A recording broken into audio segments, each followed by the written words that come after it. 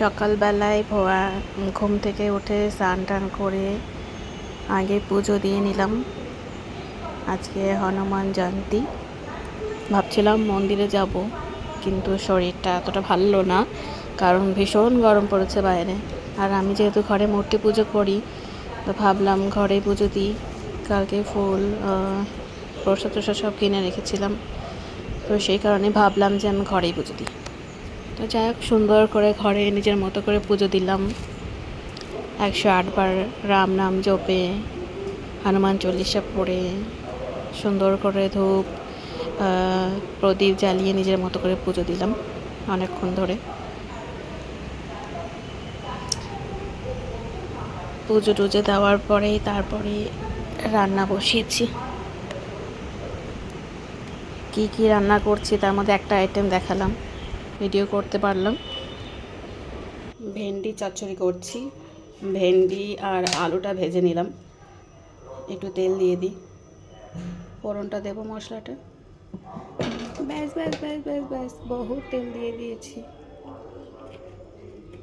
Anyways, কী ফোড়নে দেয় আমার এই মুহূর্তে মনে পড়ছে না। যতটুকু মনে পড়ছে রাঁধুনি ফোড়ন আমি দিলাম। আর আমার মনে হয় রাঁধুনি ফোড়নের গন্ধটা সব কিছুর সাথে মোটামুটি যায়। ক্যাপটা ঢাকনা আটকাই। যাই হোক, এবার যেটা করব, তেলটা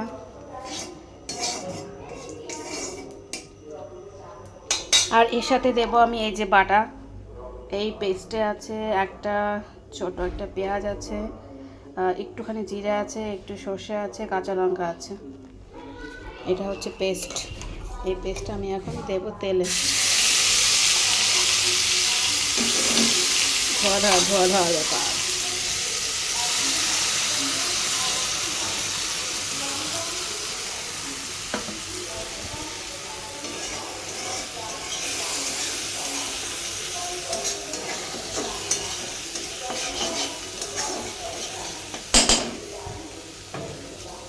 দেখি হটো তেল। এর মধ্যে একটু কাঁচা রেখেছি ভেন্ডি। এই ভেন্ডিটা আমি সিদ্ধ দেবো। পুচকে ভেন্ডি সিদ্ধ খেতে ফাটাফাটি লাগে। আমি কাঁচা ভেন্ডি ভাল লাগে সিদ্ধ খেতে। আর ভেন্ডিগুলো ছোটো ছোটো তো দেখে বেশ মনে হচ্ছে যেন সিদ্ধ খাওয়ারই যোগ্য।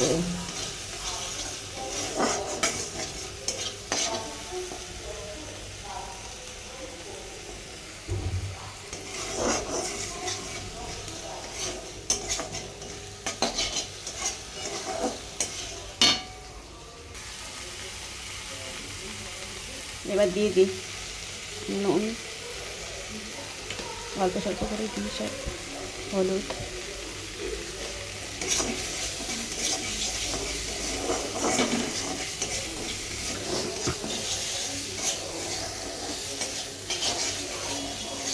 মোটামুটি একটা ব্যাপার হলো ভাজাভাজি। এর মধ্যে দিয়ে দিলাম এটা, কেন কি এর মধ্যেও কিছুটা তেল ব্যাপার আছে, কেন কি এটা ফ্রাই করে তুললাম। এই তেলটার সাথে ওটা একটু মিশে যাক মশলাটা। খুব বেশি তেল মশলা তো খাওয়া উচিত না, তারপরে যা গরম পড়েছে এখন।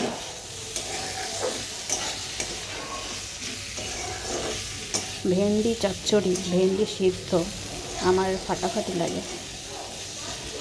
কুচিয়ে ভাজা আমি পছন্দ করি না, এই লালার ব্যাপারটা ভালো লাগে আমার। আর যারা খায় না তারা ওই লালার কারণটার জন্যই খায় না। মানুষ ভারী অদ্ভুত, কে যে কী খায় কে যে কী খায় না বোঝা মুশকিল। প্রত্যেকের একটা ইন্ডিভিজুয়াল চয়েস।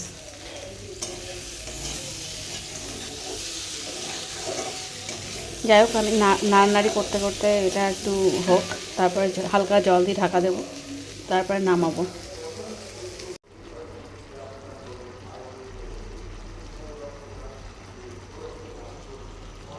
একটু জল দিয়েছিলাম এটা যাতে আলুটা আর ভেন্ডিটা একটু গলে যায়। গলে তো গেছে, আলুও গলে গেছে। এবার ঝোলটাই একটুখানি টানলে পরে নামাবো। এতে আর কিছু অ্যাড করার নেই, সব অ্যাড করা আছে। এর মধ্যে বোধহয় ধনে পাতা অ্যাড করা যায়, কিন্তু সেটা আমার কাছে অ্যাভেলেবেল নেই এখন।